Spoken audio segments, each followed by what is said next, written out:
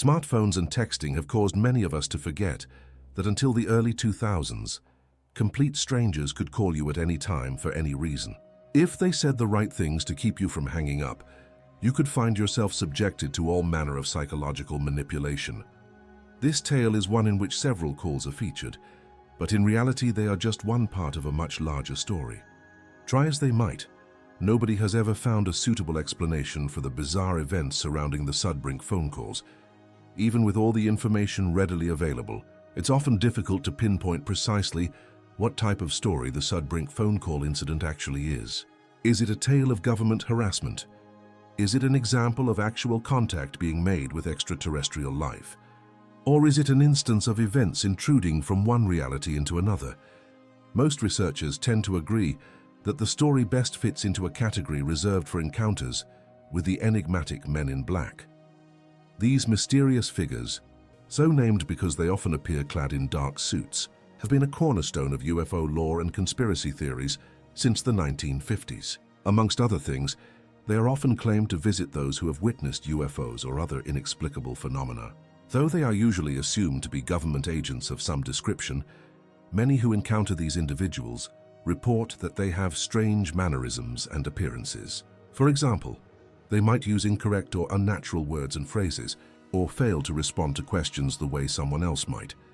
So where some believe the men in black are simply tasked with suppressing knowledge of extraterrestrial life, others suggest they might be extraterrestrials themselves, or at least beings under alien control. Though they are rarely seen together, reports of encounters with the men in black have become almost ubiquitous with those of unmarked black helicopters.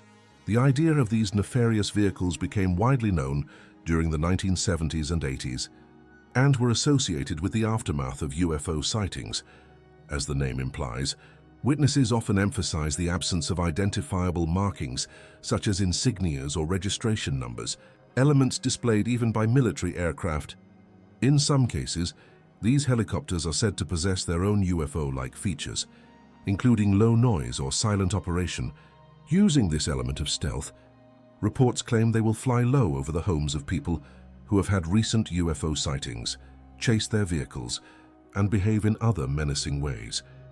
Whilst all of this is necessary to understand the theories regarding the Sudbrink phone calls, the only way to evaluate them is to hear them firsthand. Thankfully, the family had access to an answering machine when these calls were placed. Now, more than 30 years later, we can still hear the actual voice that uttered those eternally unsettling words. Is this Gary Sudbrink? Like most tales, this one starts before it actually begins. To fully understand the unsettling nature of these phone calls and their effects on the victims, it's important to know how they tie into a broader series of unexplainable occurrences. The first of these events is odd but otherwise forgettable. However, when one takes the time to relate it to the messages and the phone calls, a haunting pattern emerges. It's here that we meet the subject at the center of these events, Air Force Captain Gary Sudbrink. Back in 1992, he was enjoying a drink at his brother Stephen's wedding reception on Long Island. Since he was stationed at an Air Force base in Texas at the time, Gary had spent the past 24 hours catching up with family members and friends. He hadn't even had a chance to speak to and congratulate his brother on his nuptials. Just then, Stephen appeared and began chiding him for his behavior on the road earlier that day. Confused, Gary asked what he was referring to. Stephen then recounted how that morning he'd been driving out to Long Island for the ceremony when he spotted Gary's car driving up behind him. He described how Gary had then pulled up next to his vehicle and how he had made odd faces and gestures in his direction.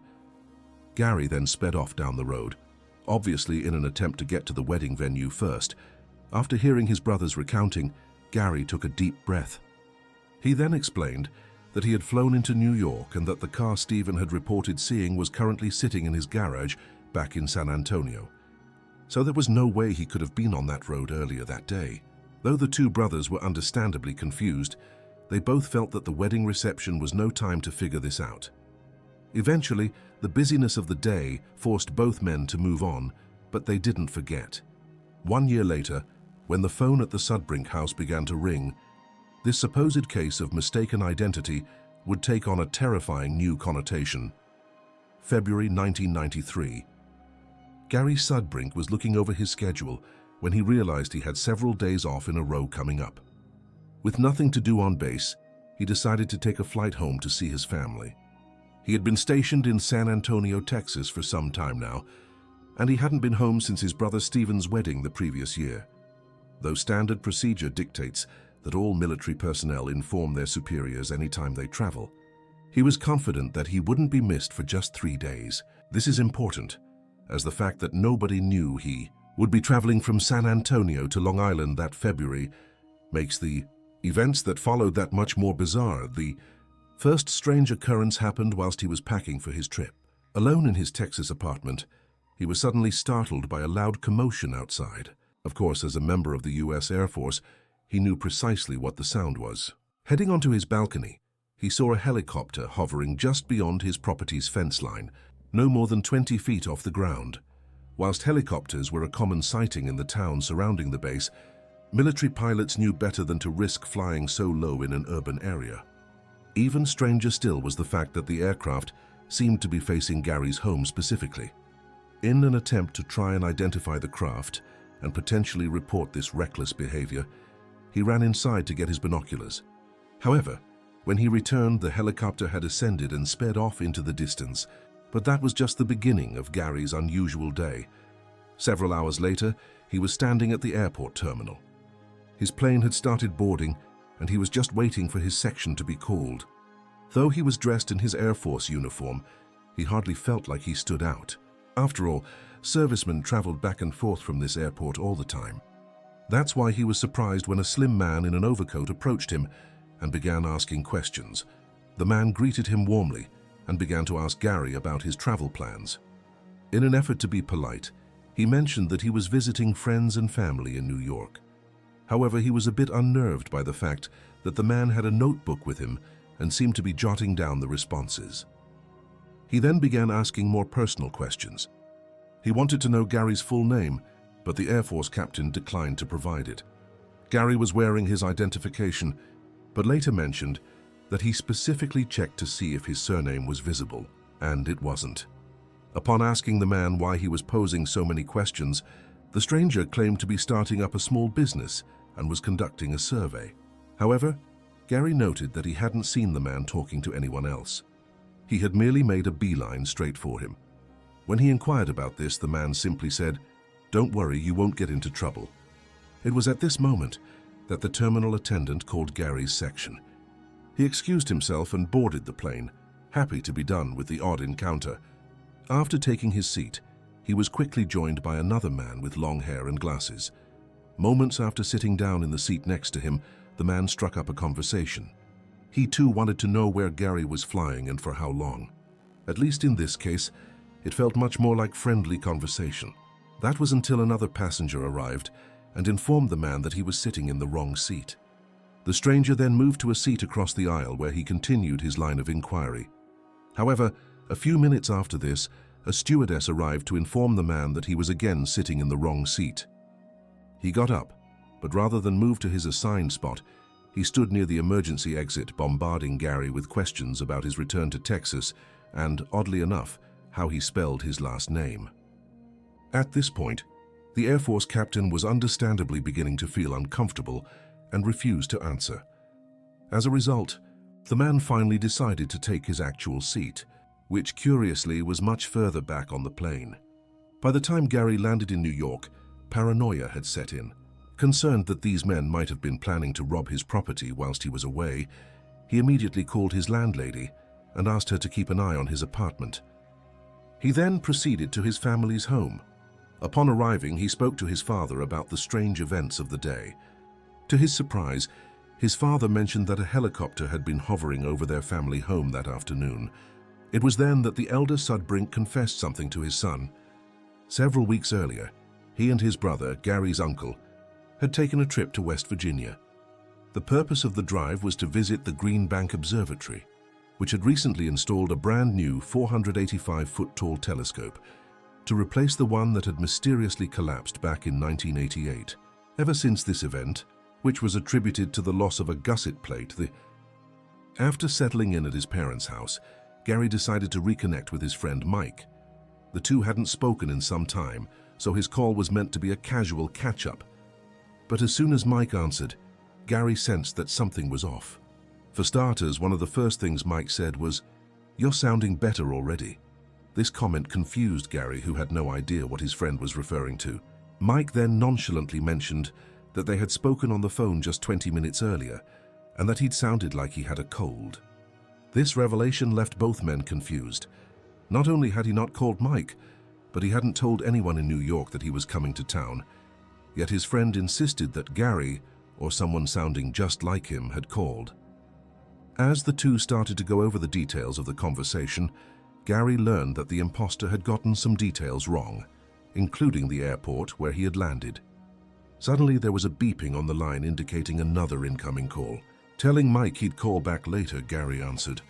The voice on the other end of the phone was unlike anything he had ever heard. It's clear from the recording that Gary initially thinks his brother Stephen is playing a prank on him. But as the call continues, the voice's repetitive nature and unnatural cadence begin to unsettle him. Then there are the words themselves. Is Gary Sudbrink there? Always with a slight stutter at the beginning of the surname. So how long are you going to be back from Texas? Finally, the most cryptic message. You're being impersonated by the other voice. Checking the information about the call, Gary determines it's coming from out of the area. This seems odd considering his brother lives in nearby Queens, New York. Eventually, the line goes dead. Still, it's impossible to ignore the coincidence. Gary had just been talking to Mike about someone calling and impersonating him. So whilst this voice seemed mainly concerned with how long he would be in New York, its assertions that he was being impersonated were undeniably relevant, and it didn't end there. According to Gary's account, the family continued about their business after the first call, convinced that his brother Stephen was playing some sort of elaborate gag. However, just 40 minutes later, the phone rang again. This time the voice was slightly different. Its phrasing was slower and more fragmented. This time the voice asks, "Is Gary Sudbrink?" A slight variation on the previous question. However, it quickly changes topics, telling them to keep an eye on the skies, whilst repeatedly mentioning Orion and the full moon. The mention of Orion quickly piques the interest of Gary's father, who suspects the call might be a reference to the sighting he and his brother had several weeks prior in West Virginia. One of the last things the voice says is "show double of you," before the line goes dead. As strange as the first call had been, this one felt even more deliberate, as though whoever or whatever was behind it was trying to send a message. At this point, the father seems convinced that this call and potentially the strange occurrences witnessed by him and his brother have something to do with his previous UFO sighting. This is apparent during the next phone call, when both men are far more insistent about trying to garner information from the speaker. The third call came in late at 11:38 in the evening. This time, the voice had several more interesting and ominous things to say. Whilst Gary appears to be holding on to the belief that his brother is playing a prank on the family, his father is convinced that the being at the other end of the line is not Stephen. Speaking on the second line, he states that he knows the caller is an intergalactic person. However, the voice seems unwilling to talk to him, and he soon allows his son to take over again. After repeating the instruction to keep an eye on the skies, the voice again says, "show double from you." Though Gary is clearly perplexed as to the meaning of the phrase, at times the speaker's voice seems to slow to a crawl, as if the mechanism generating it is running out of power. Again, the call ends when the line goes dead, leaving the family with no option but to simply go to sleep. After a tense, restless night, the Sudbrinks were sure that the ordeal was over. This was reinforced when the family went almost the entirety of the next day without receiving any calls from the mysterious voice. Then at 10:21 in the evening, the phone rang one last time. Right off the bat, the voice seems eager to prove the father's theory. After confirming that they were speaking with Gary Sudbrink, the voice states, "We come to be within this planet, to visit the many, to be contacted as the same with you." The words and phrases are somewhat nonsensical, and the voice delivers them in an odd, halting manner. It's almost as if they are being relayed by a non-native English speaker who's attempting to translate their words in real time. Moreover, they seem to be accompanied by strange clicking sounds and other audio distortions. The uncle who had witnessed the UFO with Gary's father is also present and attempts to speak to the voice. However, once he jumps on the line, things take a turn. The caller begins warning the family to beware of government interference, which will attempt to disrupt visitations. Finally, it appears to say that the sun will rise on the dark side of the moon. The voice then begins to fade further, becoming almost inaudible. Though they pose several more questions, the line eventually clicks off. This would be the last time the mysterious caller contacted any member of the Sudbrink family. So what are we to make of these phone calls? On the surface, the events do seem like an elaborate prank. However, when one looks beyond the calls themselves, the coincidences are simply too strange to ignore. Supporters of the prank theory often point to the technology available in the early 1990s, particularly the TalkBoy, a popular device that allowed users to record and distort their voices. The recordings made during the calls feature a robotic tone and slowed-down phrasing, which align with what such a device could produce. In recent years, researchers have sped up the recordings, revealing a voice that sounds far more human. This has led to speculation that someone close to Gary, possibly a friend or colleague, might have gone to great lengths to unsettle him for their own personal amusement. But this theory has several issues. A tape recorder or the TalkBoy would account for the odd clicks and warbling sounds, but it's worth noting that the slowed-down voice function on that device sounded far different to the voice on the tapes, which has to be sped up by around 40% to resemble a regular human voice. The other problem with this theory is that nobody has ever come forward to admit responsibility, not even as an anonymous confession online. Then there are the strange encounters Gary experienced before the calls. The two mysterious men at the airport, the helicopter hovering near his apartment, the doppelganger witnessed by his brother, and the imposter calling Mike, all seem to indicate something far more involved than a simple joke. This has led some skeptics to believe that Gary was actually the one who recorded the voices in an effort to mess with his UFO-obsessed father. Is it possible that he made up the stories of the helicopter, the man in the airport, and the man on the plane, orchestrating the phone calls with a partner to freak his father out? If so, Gary is quite the actor. It would also seem odd that he never admitted the prank, which, as many have pointed out, fares a big part of what makes something a prank in the first place. This is further contested by his behavior since the events. For instance, he never told anyone about the encounter until he visited a UFO conference over a decade later. Whilst he has conducted interviews in recent years, he has never tried to profit directly from the mystery. Another popular theory ties the calls to UFO phenomena. The mention of Orion, the cryptic references to the moon, and the warning to beware of government interference resonate with ufology narratives. Moreover, many UFO witnesses and researchers, including John Keel, who investigated the Mothman phenomenon, have reported receiving similar bizarre and seemingly nonsensical phone calls. The timing of the calls is also suspicious, given his father and uncle's recent sighting. Why then did the voice only want to speak to Gary? Was it because he was a member of the Air Force? Some theorists suggest the robotic voice might belong to an extraterrestrial intelligence attempting to communicate using rudimentary technology, or even a human group acting under extraterrestrial influence. Many ufologists believe that advanced alien life doesn't communicate vocally but telepathically. If true, this means that they would need to use other ways to speak to us. This would account for strange phrasing as well.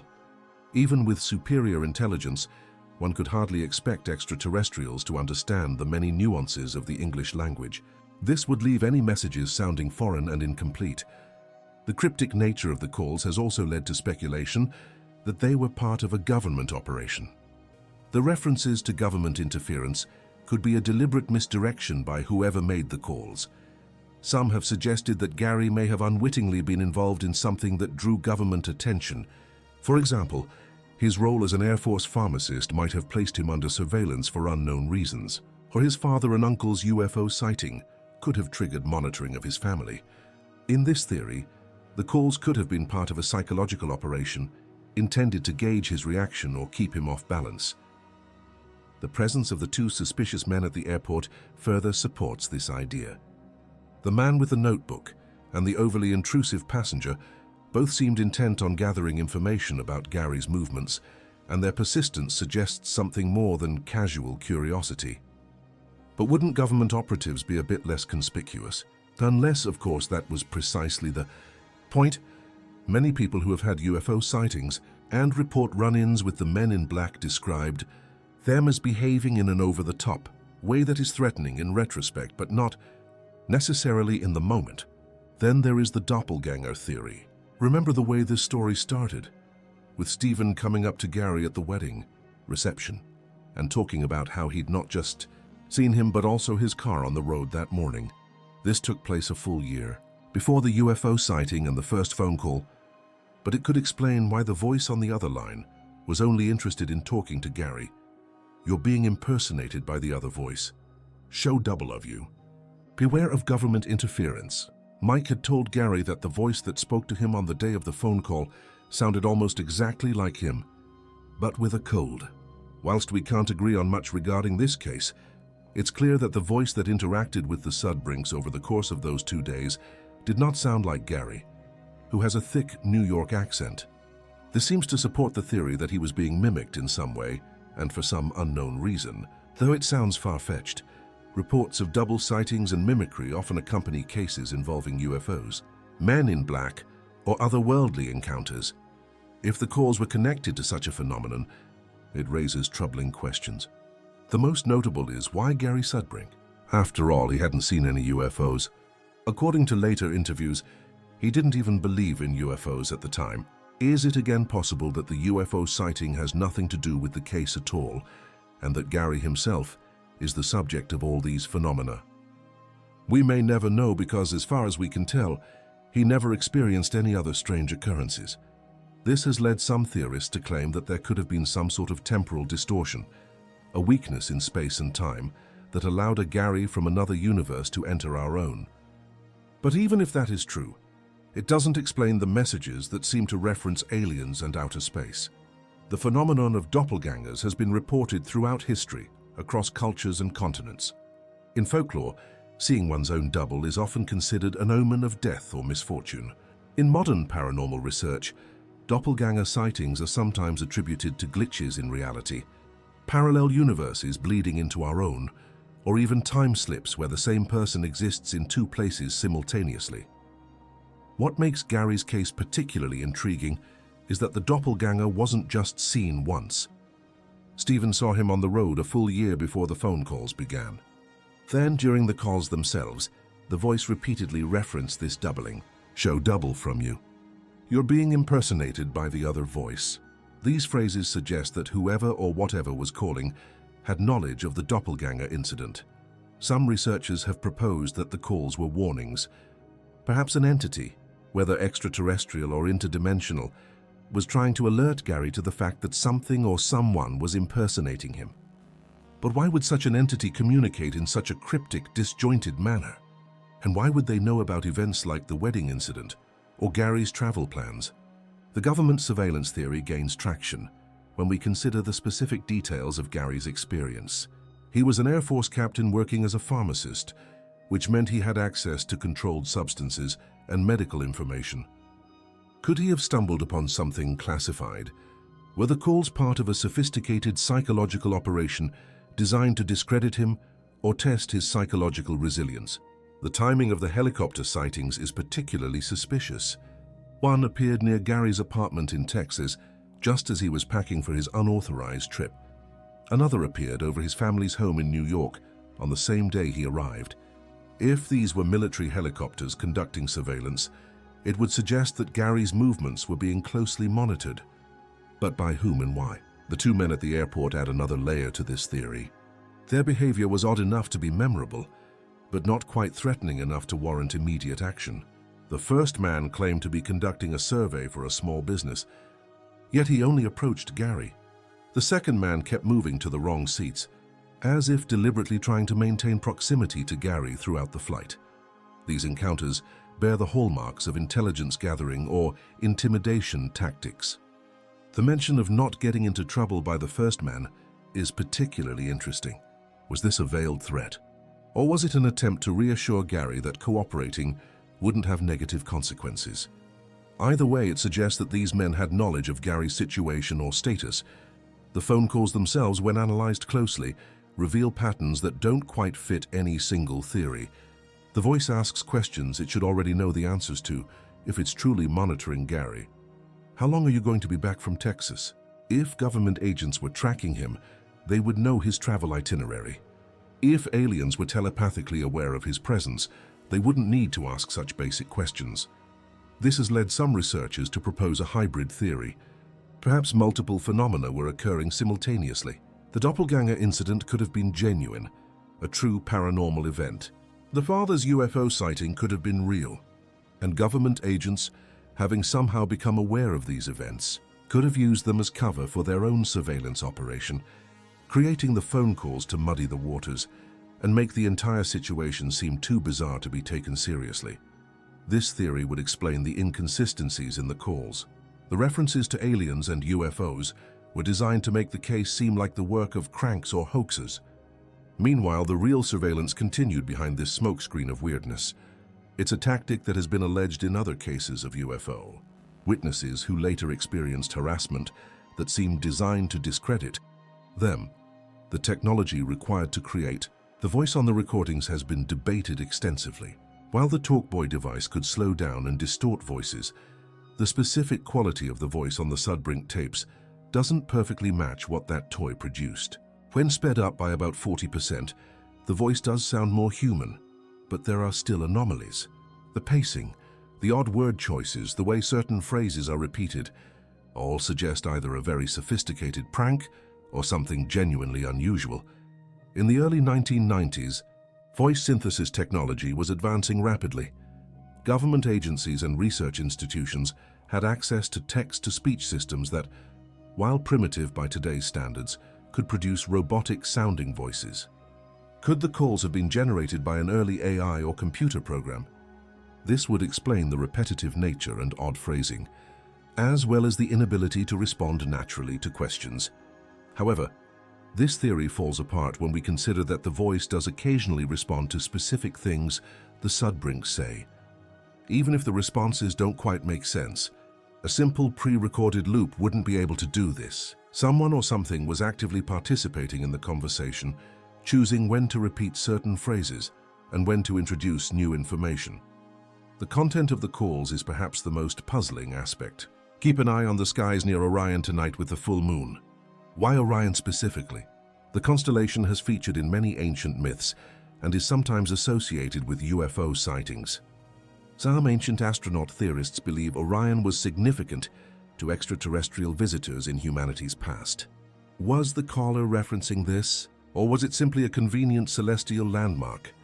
The phrase about the sun rising on the dark side of the moon is particularly intriguing.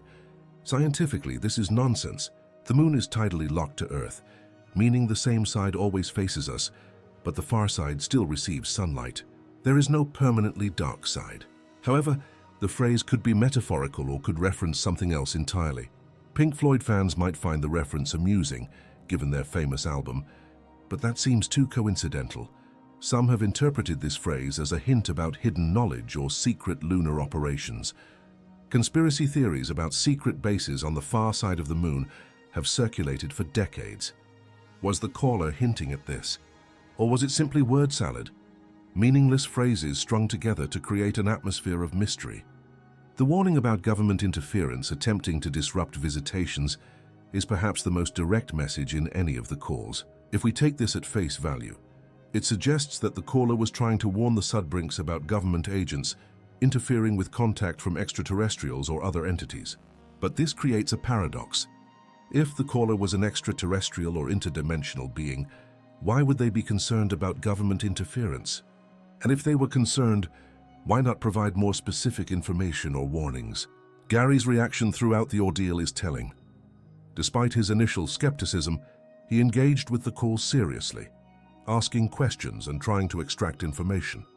His father's eager belief that they were speaking with an intergalactic person didn't seem to embarrass or frustrate Gary as much as puzzle him. This suggests that despite his stated disbelief in UFOs, some part of him was open to the possibility that something genuinely strange was occurring. The fact that the call stopped after the fourth one is also significant. Why would a prankster stop at that point? The family was clearly disturbed and confused, which would seem to be the goal of such a prank. Continuing the calls would have intensified the effect. Yet the caller never contacted them again. This suggests either that the goal had been accomplished, whatever that goal was, or that some external factor prevented further contact. In the decades since the incident, Gary has maintained his account consistently. He hasn't embellished the story or added dramatic new details. He hasn't tried to monetize his experience through books or documentaries. When he finally shared the story publicly at a UFO conference years later, it was seemingly more to seek answers than to gain attention.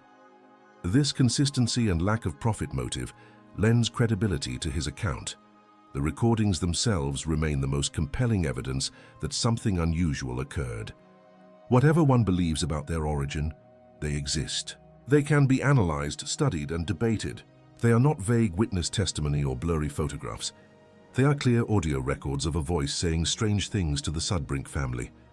This tangible evidence is what keeps researchers returning to this case. Various attempts have been made to identify the voice through audio analysis. Some claim to hear specific regional accents when the recordings are sped up. Others insist the voice has characteristics that don't match any human speech pattern. Still others maintain it's clearly just a person using a voice distortion device. The lack of consensus among experts suggests that either the audio quality isn't sufficient for definitive analysis, or the voice truly is anomalous in some way. The broader context of Men in Black encounters and strange phone calls following UFO sightings provides a framework for understanding the Sudbrink case. John Keel, in his investigations of the Mothman and other phenomena, documented numerous cases of witnesses receiving bizarre phone calls. These calls often featured similar characteristics: strange voices, cryptic messages, references to the witness's private activities that shouldn't be public knowledge. Keel's theory was that these phenomena were related to what he called ultra-terrestrials, entities from other dimensions or realities, rather than outer space. He believed they could manipulate reality in limited ways, appearing as various phenomena including UFOs, strange creatures, and Men in Black.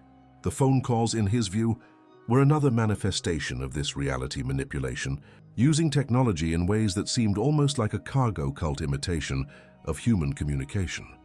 If we apply Keel's framework to the Sudbrink case, the calls could be seen as an attempt by something non-human to communicate using human technology, without fully understanding how to do so naturally. This would explain the odd phrasing, the repetitions, the inability to maintain a normal conversation. The entity or entities would be using the phone system the way we might use an alien communication device we found, fumbling with it and producing imperfect results. However, this theory requires accepting premises that many find difficult: the existence of other dimensions, entities with limited reality manipulation powers, and the idea that these entities would choose to communicate through cryptic phone calls rather than more direct means. For skeptics, it's far easier to believe in an elaborate human prank, even if no prankster has ever been identified. The psychological impact on the Sudbrink family shouldn't be underestimated. For those days in February 1993, they were living in a state of confusion and fear. Their home, normally a place of safety and comfort, had been invaded by a presence that violated that security. Even after the call stopped, the questions remained. Who was calling? How did they know so much? What did they want? This psychological dimension is often overlooked in discussions of the case. Whether the calls were a prank, government operation, or genuine anomaly, the effect on the family was real. The uncertainty, the inability to get clear answers, the feeling of being watched or targeted, all of these created lasting distress. In some ways, the mystery itself became the weapon, more effective than any explicit threat could have been. Despite nearly 4 decades having passed, it seems we have more questions than answers. The Sudbrink phone calls remain one of the most peculiar unsolved mysteries in ufology, assuming that the case even belongs in that category. With its mix of shadowy figures, strange technology, uncanny timing, and unexplained coincidences, it's a story that blurs the line between paranoia and reality. Whether the Sudbrink phone calls were the work of a mischievous prankster with extraordinary dedication, a government psychological operation with unclear motives, an attempt at communication by extraterrestrial or interdimensional beings, or something else entirely that we haven't even considered, one thing is certain: they serve as a stark reminder of the many mysteries that still linger in our universe. These mysteries wait in the shadows between the known and unknown, between the mundane and the bizarre, between rational explanation and inexplicable phenomenon. They remind us that despite all our technological advances and scientific knowledge, there are still events that defy easy categorization, experiences that challenge our understanding of reality itself. The Sudbrink phone calls endure as a modern mystery precisely because they resist simple explanation. Every theory has holes. Every explanation leaves questions unanswered. Perhaps that is their ultimate significance, not as evidence of any particular phenomenon, but as a reminder of the limits of our certainty. In a world where we increasingly expect immediate answers and complete information, cases like this humble us with their enduring ambiguity. And so the recordings remain, archived and analyzed, debated and discussed, a permanent record of something strange that happened to an ordinary family on ordinary days in February 1993. The voice continues to ask its questions across the years. Is Gary Sudbrink there?